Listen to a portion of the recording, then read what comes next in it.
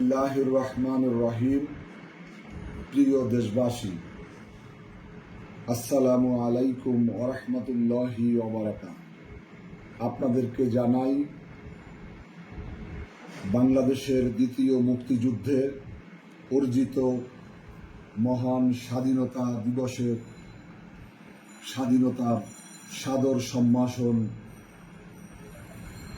আপনারা জানেন, আমাদের এই কাঙ্ক্ষিত দিনটির জন্য আমরা বিগত 17টি বছর আন্দোলন সংগ্রামের মধ্য দিয়ে আজকে পর্যন্ত এসেছি।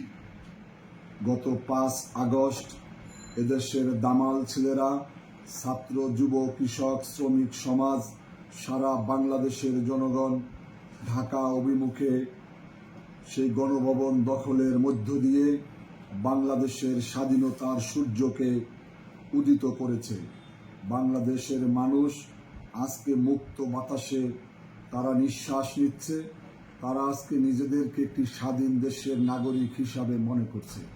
সংগ্রামী ভাই ও বন্ধুগণ, আমরা দেখেছি যে সারা বাংলাদেশের আওয়ামী লীগের সেই পরাজিত শক্তি, তারা তাদের দোসরদেরকে দিয়ে, বিভিন্ন এজেন্টদেরকে ব্যবহার করে বিভিন্ন জায়গায় মানুষের বাড়িঘর দখল এবং মানুষের বাড়িঘরে অগ্নিসংযোগ করে মানুষের মাঝে ভীতিকর পরিবেশ সৃষ্টি করেছে। জাতীয় ও আন্তর্জাতিকভাবে বিরোধী দল তথা বিএনপি, জামাত, লেবার পার্টি সহ আমাদের ভাবমূর্তিকে ক্ষুণ্ণ করার জন্য নানা অপপ্রয়াস চালাচ্ছে।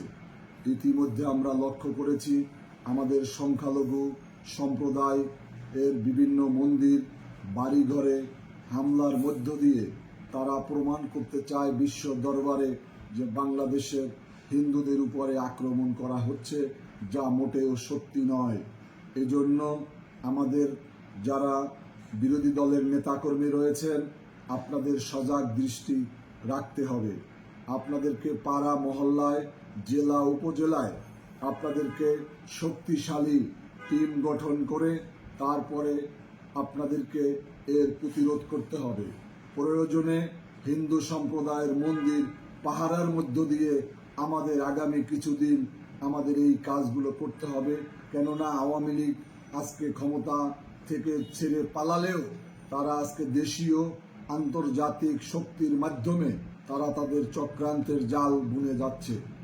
আমাদের আগামী দিনের যেই লড়াই, আমরা একটি শোষণমুক্ত, ইনসাফ ভিত্তিক কল্যাণ রাষ্ট্র প্রতিষ্ঠার জন্য শহীদ রাষ্ট্রপতি জিয়াউর রহমানের স্বাধীনতার সেই সুফল বাংলাদেশের মানুষের ঘরে পৌঁছে দেওয়ার জন্য দেশনেত্রী বেগম খালেদা জিয়া, তারুণ্যের অহংকার তারেক রহমানের নেতৃত্বে সামনে এগিয়ে যেতে চাই। আপনারা ইতিমধ্যে জেনেছেন যে দেশনেত্রী বেগম খালেদা জিয়াকে মুক্ত করা হয়েছে। আপনারা জানেন যে তারেক রহমান আমাদের মাঝে অতি অল্প সময়ের মধ্যে চলে আসবেন। তাই আপনাদের উদ্দেশ্যে বলতে চাই, আমাদের